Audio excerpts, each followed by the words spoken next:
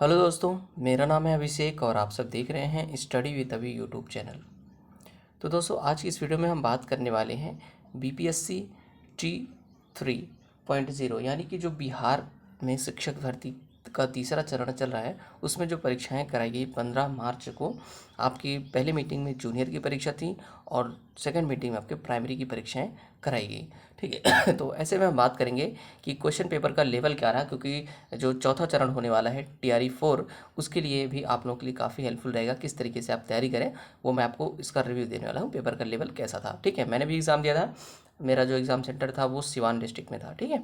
और साथ ही बात करेंगे प्रश्नों, गलत प्रश्न किस तरीके से आए, और इसके बीच जो है पेपर लीक की भी कुछ प्रश्न जो है खबरें उठ रही हैं। तमाम तरीके के जो फ़ोटोज़ वगैरह हैं वो वायरल हो रहे हैं टेलीग्राम पर, व्हाट्सएप पर, कई सारी चीज़ें हैं। एडमिट कार्ड में भी आपने देखा होगा कि इंस्ट्रक्शन में कुछ आंसर्स की फ़ोटोज़ आई हैं, तो उन सब पे भी बात करेंगे। ठीक है, चलिए वीडियो को स्टार्ट करते हैं। चैनल को सब्सक्राइब कर लीजिएगा जिससे आपको इंपॉर्टेंट अपडेट्स मिलती रहें। तो सबसे पहले बात करते हैं पेपर का लेवल कैसा रहा। देखिए, जो पेपर पिछली बार हुआ था TRE 2 का, जूनियर का, लेवल लगभग सेम ही था। तो देखिए, होता क्या है ना, जूनियर में जैसे है तो क्वेश्चन का लेवल तो बढ़ा नहीं सकते। ठीक है, क्योंकि लेवल एक उनका फिक्स है कि इतने लेवल तक ही आएगा। तो वो क्या करते हैं, उस क्वेश्चन के लैंग्वेज को घुमाते हैं। ठीक है, जैसे मैथ के क्वेश्चन है तो उन्होंने क्या किया, उसके लैंग्वेज को थोड़ा सा कॉम्प्लेक्स करने की कोशिश की, जिससे क्या होता था, लगाने में प्रॉब्लम होती थी। और एक चीज़ ये इंपॉर्टेंट है जो आगे परीक्षाएं देंगे बीपीएससी की। तो इसमें क्या किया उन्होंने, BPSC 3 में उन्होंने क्या किया कि जो डी और ई वाले ऑप्शन होते हैं, एक से अधिक और इनमें से कोई नहीं, उन पे कई सारे क्वेश्चंस, मतलब कई सारे में वही ऑप्शन सही है, डी और ई वाला। तो जैसे आपने मैथ का कोई क्वेश्चन सॉल्व किया, आपको पहला आंसर मिल गया तो आपने उसको टिक कर दिया, बट उसमें हो सकता है कि एक ऑप्शन आपका ABC वाला भी हो सकता है। तो इस तरीके से भी ऑप्शन थे कि एक तो आपको दिख ही रहा था, दूसरा आंसर भी सही था। तो इस हिसाब से कई लोगों ने प्रश्न गलत कर दिए हैं, कई लोगों ने इसको प्रश्न को पढ़ने में गलत कर दिया क्योंकि घुमा के थोड़ा सा लिखा हुआ था। तो और कई सारे प्रश्न ऐसे थे जिनमें इनमें से कोई नहीं ऑप्शन सही था। ठीक है, तो इन सब ऑप्शन वाले प्रश्नों की संख्या ज़्यादा थी, जिसमें डी और ई वाले ऑप्शन आपके सही थे। तो आपको माइंड में ये भी रख के चलना है कि ऐसे भी प्रश्न पूछे जाते हैं। ठीक है, तो ये रहा पेपर का लेवल। पेपर का लेवल जो है ठीक है, जैसे TRE 2 था वैसे ही लगभग TRE 3 था। ठीक है, लैंग्वेज पिछली बार थोड़ी सी हिंदी वाली टफ थी, इस बार उन्होंने जूनियर में लैंग्वेज थोड़ा डाउन ही था। हिंदी में पैसेज आए थे। ठीक है, और कुछ तद्भव तत्सम इस तरीके से प्रश्न पूछे गए थे, और इंग्लिश में भी वही एक्टिव पैसिव से संबंधित प्रश्न थे। ठीक है, वर्ब नाउन प्रोनाउन ऐसे ही संबंधित प्रश्न थे। ठीक है, लैंग्वेज भी इस बार ठीक ठाक थी।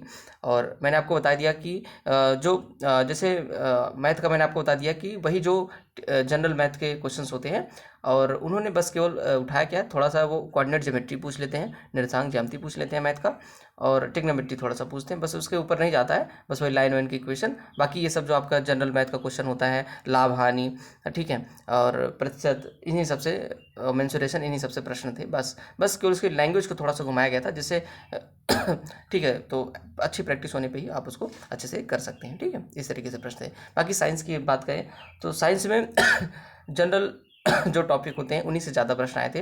जैसे पूछ लिया था कि रतौंधी रोग किससे होता है, विटामिन के नाम पूछ लिए थे। ठीक है, कुछ धातुओं के बारे में पूछ लिया था। ठीक है, कुछ इक्का दुक्का प्रश्न ऐसे थे जो थोड़े से हाई लेवल के थे। बाकी जो प्रश्न थे वो ठीक ठाक थे, कोई दिक्कत नहीं हुई उसमें। ठीक है, तो अगर आप तैयारी कर रहे हैं तो आप NCERT तो मस्ट है, साथ ही लूसेंट को भी आप तैयार रखिए।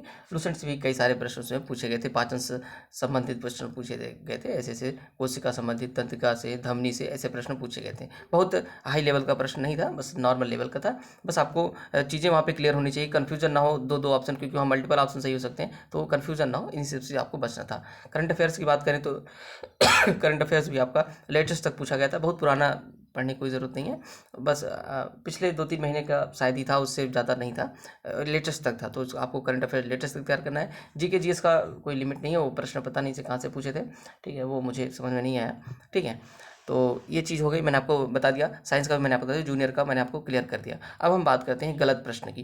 देखिए, चूँकि जो पेपर है वो जल्दी में बाजी में सेट किया गया था, तो कई सारे प्रश्न हमको ऐसे दिखे जिनके हिंदी और इंग्लिश वर्जन में प्रॉब्लम थी। एक जगह मैथ के 2 क्वेश्चन ऐसे थे जिनमें हिंदी में सिर्फ चतुर्भुज लिखा था और उसके इंग्लिश वाले में रेक्टेंगल लिखा था। तो मैंने पहले चतुर्भुज वाला देखा, फिर मैंने देखा कि इंग्लिश वाले में उसका रेक्टेंगल लिखा हुआ है, यानी कि आयत लिखा हुआ है। तो आपको इंग्लिश और हिंदी दोनों लेके चलना था, कहीं पे प्रॉब्लम ना हो।